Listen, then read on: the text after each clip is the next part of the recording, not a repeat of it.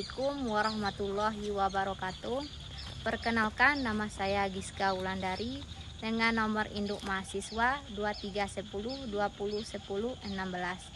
Adapun alasan saya membuat video ini untuk memenuhi ujian tengah semester mata kuliah Islam dan Sains dengan dosen pengampu Ibu Susi Satriani MA.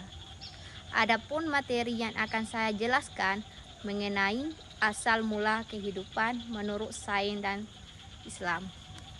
Yang pertama, pengertian asal mula kehidupan. Asal mula kehidupan dalam kajian tentang bagaimana makhluk hidup pertama kali muncul di bumi dari bahan yang sebelumnya tidak hidup. Yang jadi pertanyaannya, bagaimana kehidupan bisa muncul dari benda yang mati? Menurut dari dua sudut pandang yang berbeda, yaitu dari pandangan Islam dan sains. Menurut pandangan sains, bahwa kehidupan dalam ilmu pengetahuan modern muncul beberapa teori untuk menjelaskan proses awal kehidupan di bumi. Yang pertama ada teori abiogenesis, yaitu yang dikemukakan oleh Aristoteles mengenai bahwa makhluk hidup dapat muncul secara spontan dari benda mati. Misalnya cacing muncul dari lumpur ataupun belatung yang munculnya dari daging busuk.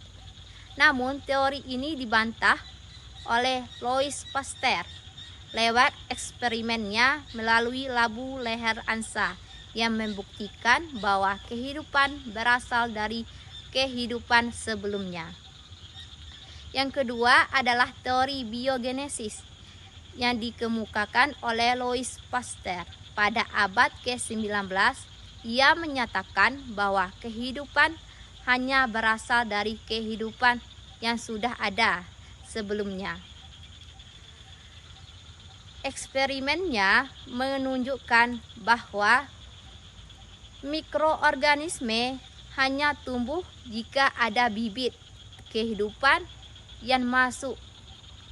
Dan yang ketiga, menurut teori kosmozoik, ia menyatakan bahwa Stephen Operation menyebutkan bahwa benih kehidupan melalui spora atau mikroorganisme yang berasal dari luar angkasa yang terbawa ke bumi melalui meteor.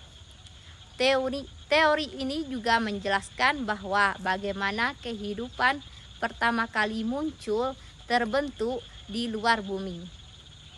Yang ketiga adalah teori evolusi kimia yang dikemukakan oleh Alexander Oparin, yaitu menjelaskan bahwa kehidupan terbentuk dari reaksi kimia antara senyawa sederhana di atmosfer purba yang mendapatkan energi dari petir dan sinar ultraviolet.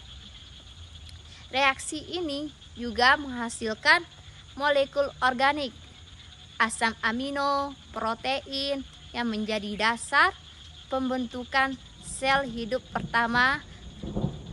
Dan eksperimennya mendukung bahwa Stella Miller Halo-Urey membuktikan bahwa campuran gas metana, amonia, nitrogen, dan uap air diberi energi listrik dapat menghasilkan asam amino, bahan dasar kehidupan dalam bumi.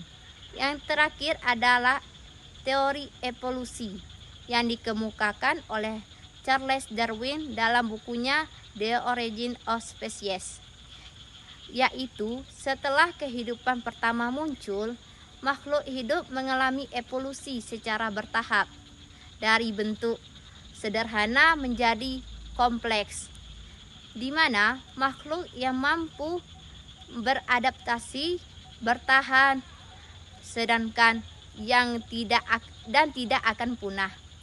Jadi, kesimpulan dari sains adalah manusia terjadi dalam proses alamiah dan bertahap melalui reaksi kimia hingga menjadi organisme hidup pertama. Namun, sains juga hanya bisa menjelaskan bagaimana prosesnya, bukan siapa penyebab awalnya kehidupan. Dan menurut asal mula kehidupan menurut Islam, bahwa dalam Islam asal mula kehidupan dijelaskan dalam Al-Quran dan hadis yang menegaskan bahwa Allah Subhanahu wa Ta'ala adalah pencipta seluruh kehidupan.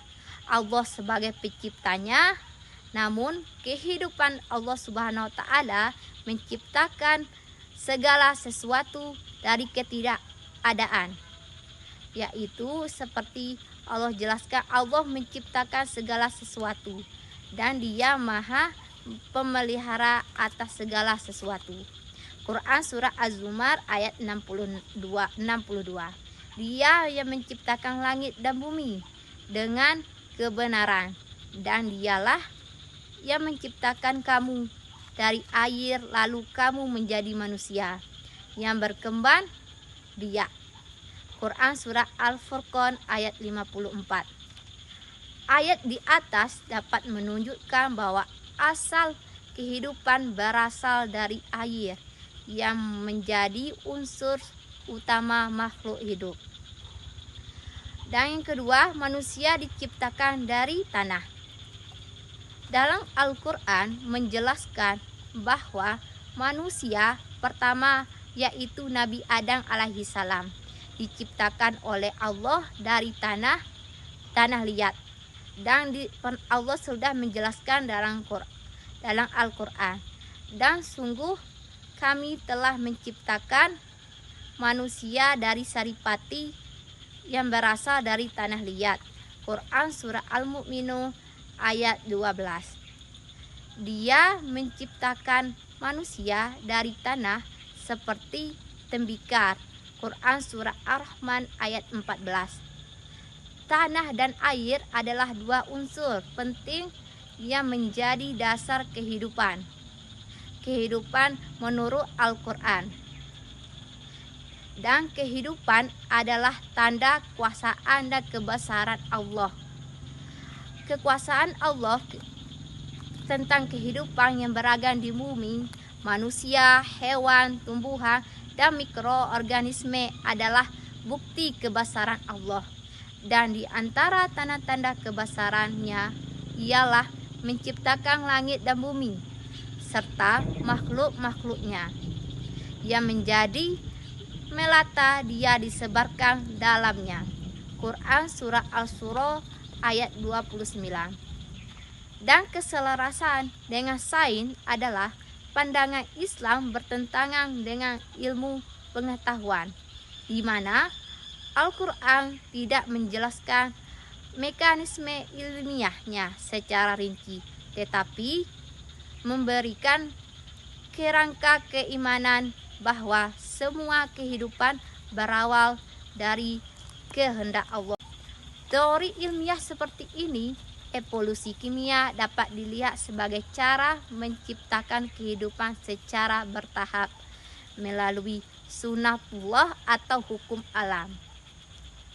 Perbandingan pandangan sains dan Islam dalam aspek umum atau ilmiah dan pandangan Islam, sumber kehidupan terjadi secara alamiah menjadi reaksi kimia diciptakan oleh Allah Subhanahu wa Ta'ala. Dalam kehidupan, dari zat anorganik menjadi zat organik, dari air dan tanah atas kehendak Allah. Metode menjelaskan bahwa berdasarkan observasi, eksperimen, dan teori berdasarkan wahyu Al-Quran dan hadis. Tujuan hidup, bertahan hidup, berevolusi, beribadah, dan mengabdikan kepada Allah semata. Makna kehidupan, hasil proses alam amanah dan bukti kebesaran Allah. Dan dapat kita simpulkan dari materi di atas, menurut sains bahwa kehidupan muncul melalui proses kimia dan evolusi yang panjang dari zat yang tak hidup menjadi makhluk hidup. Sedangkan menurut Islam, kehidupan merupakan ciptaan Allah Subhanahu wa taala dari air dan tanah, diciptakan dengan kehendaknya dan kekuasaannya. Jadi dari sudut pandang kedua, pandangan sains dan Islam saling melengkapi bahwa bagaimana kehidupan terjadi, sedangkan Islam menjelaskan yang menyebabkan kehidupan itu terjadi. Semoga video saya bermanfaat untuk kita semua. Demikianlah video singkat saya. Wassalamualaikum warahmatullahi wabarakatuh.